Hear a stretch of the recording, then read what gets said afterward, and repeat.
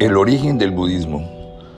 Uno de los problemas que normalmente se presenta cuando hablamos de budismo es que muchas veces no sabemos bien de qué budismo estamos hablando. Casi todos hemos escuchado hablar del budismo zen o del budismo tibetano que practica el Dalai Lama, pero en general nunca nos detenemos a analizar por qué, a pesar de que el budismo nació en la India inspirado por un solo hombre, gran parte de su información está relacionada con otros budas de países como la China, el Tíbet y el Japón. ¿De qué budismo estamos hablando exactamente y cómo, aunque se trate de una misma filosofía, llegó a dividirse en diferentes escuelas? Este libro se refiere especialmente al budismo de Nichiren Daishonin, un sacerdote budista que nació en Japón del siglo XIII, cuyos principios y revelaciones son la base filosófica que practicamos los miembros de la Soka Gakkai Internacional, una organización laica que promueve la paz y la creación de valor a través del diálogo en el mundo entero. Pero para poder entender cómo llegamos hasta aquí, es necesario entender cómo se desenvolvió el budismo en sus orígenes. La verdad es que existen muchas clases de budismo, y así como el cristianismo tiene múltiples corrientes y todas ellas en últimas se refieren a Jesús, lo mismo sucede en el budismo. Aunque todas derivan de las enseñanzas de Siddhartha Gautama, existen diferentes maneras de practicar el budismo. Esta variedad de corrientes, en el caso del budismo, comenzó a formarse casi desde un inicio con la historia del mismo Siddhartha, quien vivió, según se cree, cerca de 80 años, una edad que superaba ampliamente las expectativas de vida de su tiempo, de los cuales 40 los dedicó a predicar diferentes sutras o discursos introductorios para la iluminación. Si bien es cierto que nada podemos afirmar sobre la existencia de un documento histórico que confirme textualmente los detalles de cómo transcurrió su vida y su manera de predicar entre la gente, sí podemos suponer que el Buda impactó profundamente a su pueblo y por los relatos que le sobrevivieron, al parecer se distinguió por ofrecer un trato considerado y sabio a todas las personas con las que se relacionó, en una época donde el pensamiento que prevalecía era el desprecio por quienes sufrían. Debido a la creencia errónea y generalizada del sistema social de castas que proponía que las personas enfermas y pobres no podían hacer absolutamente nada para transformar su karma durante el transcurso de su vida. Sus enseñanzas, más que doctrinales e impositivas, seguramente fueron motivadoras y adaptativas. Las personas tuvieron que sentir que a través de su presencia y enseñanzas prácticas, que sí era posible establecer un estado de vida extraordinario a partir del despertar de su propia iluminación. Es casi seguro afirmar que la gente que lo siguió en ese tiempo obtuvo beneficios y pruebas reales de su práctica, y precisamente gracias a esa capacidad real de generar beneficio fue que sus enseñanzas pudieron expandirse ampliamente por toda la India y luego por toda Asia, llevando progreso y bienestar a los pueblos que las pusieron en práctica. La iluminación que experimentó el Buda fue clara y poderosa desde un inicio, y por eso nunca claudicó en su deseo de compartirla con todos los seres humanos por igual. La certeza de que cualquier persona podía alcanzar su mismo estado de conciencia despertó en él un fuerte sentido de misión que no cesaría hasta el instante mismo de su muerte.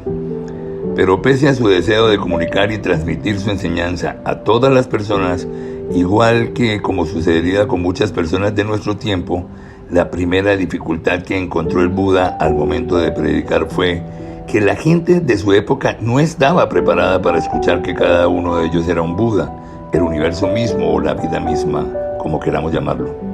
Y contrario a lo que él pretendía enseñar, la gente quería escuchar que alguien podía salvarlos y por eso preferían seguir realizando extrañas prácticas, encomendándose a dioses, al fuego o espíritus imaginados, antes de reconocer en ellos el poder del universo como una joya latente en su corazón.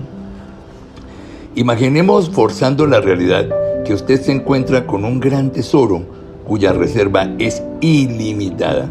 y por eso un día decide abrir esa reserva sin límites de riqueza para que todas las personas tomen libremente el oro que necesitan, resolviendo de esta manera cualquier problema económico que tengan. ¿Cuál cree que sería la reacción de la gente cuando usted les cuente sobre la existencia de semejante tesoro? Su generosa decisión de compartir una historia así podría resultar tan inconveniente que incluso podría ser peligrosa para la misma gente a pesar de su buena fe, porque conscientes de la debilidad humana, no es difícil suponer que alguna persona pueda volverse loca, embriagada por la codicia. Otras simplemente no crean en sus palabras ni en la existencia de dicho tesoro, y muchos traten de ocultar la verdad sobre la existencia de este recurso con tal de aprovechar de manera exclusiva su beneficio. Pensemos entonces, aunque sea por un instante, en la tarea del Buda cuando descubre, a partir de su propia iluminación, que esa mina de tesoros incalculables existe en cada uno de nosotros. Cuán difícil tuvo que ser escoger el camino para transmitir dicho conocimiento en aquella época, si aún hoy es complicado. Tal vez por todo eso Shakyamuni o Siddhartha, como también se le conoce, se vio obligado a utilizar diferentes recursos para transmitir su enseñanza inicialmente. Se cree que cuando despertó de su meditación, le habló a sus compañeros y antiguos maestros utilizando un discurso preparatorio que afirmaba la existencia de una tierra pura a la cual todos deberían aspirar, y con su vida como ejemplo les demostró que esa tierra pura existía en ellos mismos. Durante años, el Buda recorrió gran parte de la India entregando este y otros mensajes preparatorios a sus seguidores. Estos mensajes se reforzaron con explicaciones acerca de que el apego a los deseos mundanos era la causa del sufrimiento, y por eso algunos practicantes extremos entendieron que había que eliminar la pulsión de cualquier deseo en nuestra vida para erradicar el sufrimiento. El propósito de eliminar los deseos de la vida en sí contiene un error básico. Por eso las enseñanzas que parten de este principio para alcanzar la felicidad están equivocadas, porque la vida como tal contiene el deseo o instinto de conservación de manera inherente. Y si tuviéramos que erradicar el deseo de vivir para ser felices, ¿qué sentido tendría encaminarse en una práctica como esta?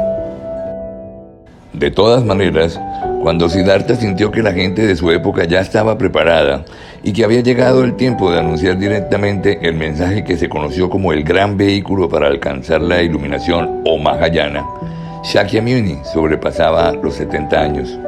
En ese momento, el Buda descarta las enseñanzas transitorias que venía compartiendo para revelar directamente en el Sutra del Loto, como se le conoce a su última enseñanza, en la que afirma que cada persona es una gran torre de tesoros que irrumpe en la tierra como el Buda al momento de nacer, y que la vida se manifiesta eternamente en un continuo fluir de dos fases que se complementan entre sí como vida y muerte. Además, su mensaje profundamente poético y místico incluye la revelación de que todas las personas, sin excepción, pueden alcanzar la iluminación. Como era de esperarse, muchos de sus seguidores se sintieron completamente desconcertados con este nuevo mensaje, y teniendo en cuenta que la India era y sigue siendo un país inmenso, la mayoría de las personas que lo escucharon predicar por primera vez no alcanzaron a escuchar de su propia boca este nuevo mensaje antes de su muerte. Por eso, cuando el Sutra del Loto comenzó a propagarse, muchos siguieron creyendo en las primeras enseñanzas del Buda que señalaban la existencia de una tierra pura destinada para unos cuantos seguidores que estuvieran dispuestos a sacrificar incluso su propia vida con tal de alcanzar ese lugar extraordinario donde reside la felicidad absoluta. A las primeras enseñanzas del Buda se les llamó Hinayana, o pequeño vehículo para la iluminación. Cuando el Buda muere, entre sus seguidores quedan vivas las dos corrientes, las que creían y practicaban las primeras enseñanzas del Hinayana, o pequeño vehículo, y los que creían en el Mahayana, o gran vehículo propuesto en el Sutra del Loto. Se dice que luego de su muerte, sus discípulos realizaron una gran asamblea, a la cual asistieron todos aquellos que aseguraban haber oído de la propia boca del Buda su enseñanza, y como no existían registros escritos de sus disertaciones y prédicas, Cada miembro de la asamblea, que al parecer superó varios miles de participantes, contó lo que él mismo había escuchado predicar al Buda. Si su historia coincidía con la versión de la mayoría de los asistentes, entonces se aprobaba como verdad y se registraba como un sutra, que en sánscrito significa cuerda o hilo, y que en ese caso significaba que sus palabras pertenecían a la misma voz del Buda. Según algunos relatos, es posible suponer que debido a la prolongada edad que alcanzó Shakyamuni, sus discípulos más considerados y sabios, quienes lo habían escuchado disertar directamente sobre el Sutra del Loto y lo acompañaron gran parte de su vida, al momento de su muerte ya no estuvieran vivos. Por eso, a esta asamblea debieron asistir en mayor número seguidores de diferentes épocas y seguramente muchos de ellos practicantes de una línea estricta o dura del budismo, los cuales, después de su muerte, agregaron un fuerte rigor a las enseñanzas del Buda que poco a poco fueron alejando de la práctica original a la gente común y corriente, la gente del pueblo, a la que el Buda había dedicado su vida por entero. Los sutras se recopilaron como versos para facilitar su memorización, que en ese momento fue el único recurso para su preservación. Pero con el tiempo se escribieron y se guardaron en templos que levantaron estupas donde se depositan dichos escritos. Estos espacios en forma de obelisco, pese a contradecir las enseñanzas del propio Buda, terminaron erigiéndose como altares de adoración a los que luego se le unieron imágenes de Budas forjadas por leyendas y tradiciones orales que igualmente terminaron siendo adoradas y veneradas. De una parte, es posible que el rigor de los monasterios hubiera ayudado a preservar los escritos que relatan las enseñanzas de Buda, pero de otra, seguramente ese mismo rigor alejó a la gente común del propósito básico de la enseñanza del Sutra del Loto, que abiertamente enseña que cada persona es un Buda en su forma presente. Las condiciones rigurosas de encierro y austeridad, sumadas a ideas equivocadas sobre realizar grandes sacrificios para lograr la iluminación, hizo que el pueblo creyera que el propósito de la budeidad estaba destinado solo para cierta clase de creyentes y que lo máximo a lo que podían aspirar las personas comunes y corrientes era entregar ofrendas a los monjes que practicaban rigurosamente las enseñanzas para que intercedieran por ellos ante el Buda. Las enseñanzas del Hinayana, o pequeño vehículo, se expandieron hacia el norte de la India y aún es posible hallar seguidores estrictos de estas corrientes del budismo. Las del Mahayana, en cambio, siguieron la ruta del sur y de ahí hacia toda Asia. Con el tiempo se fueron propagando primero hacia el Tíbet, luego a la China y por último a Japón, en lo que se conoció como uno de los corredores comerciales más importantes de la humanidad, la ruta de la seda.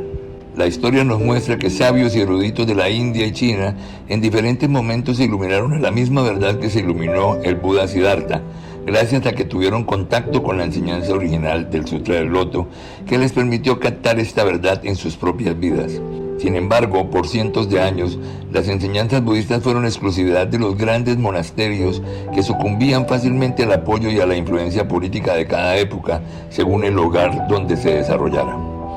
Además, proliferaban diferentes doctrinas, tanto así que en un momento dado nadie podía saber a ciencia cierta cuáles doctrinas eran reales y consecuentes con las enseñanzas originales del Buda Siddhartha.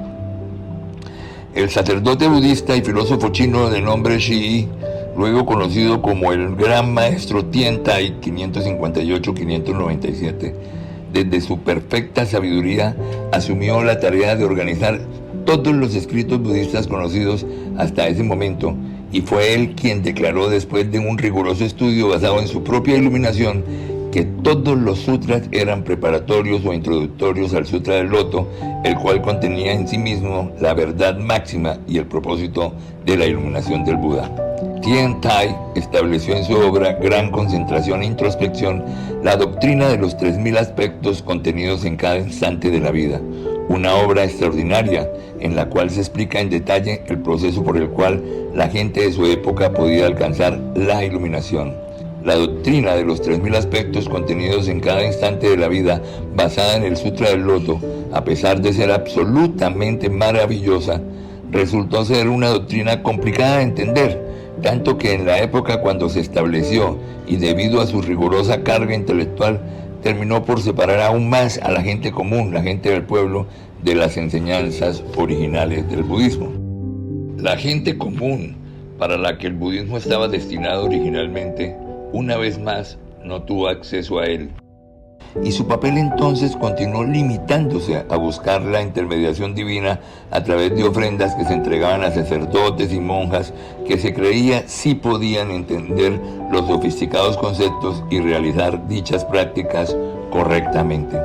Sin embargo, en el Japón del siglo XIII, un sacerdote budista llamado Nichiren Daishonin no solo se iluminó a la misma verdad del Buda Siddhartha y de Tiantai, sino que logró establecer la ley mística de Myoho Renge Kyo como la causa para que todas las personas de su tiempo y de épocas siguientes pudiéramos alcanzar la iluminación. Nichiren percibió y comprendió que el título del Sutra del Loto, Myoho Renge Kyo, era en sí la ley mística que rige el universo y dedicó toda su vida a probar el valor y el poder de su enseñanza. Pese al increíble número de persecuciones y odios que despertó su determinación entre quienes ostentaban el poder religioso y político de ese tiempo. Es acerca de este budismo, de este Buda y de los maestros que continuaron su enseñanza hasta llegar a cada uno de los 200 países donde hoy se practica el budismo de Nichiren Daishonin en el mundo entero, de quienes hablaremos en detalle más adelante en este libro, porque precisamente su iluminación y determinación de proteger la ley mística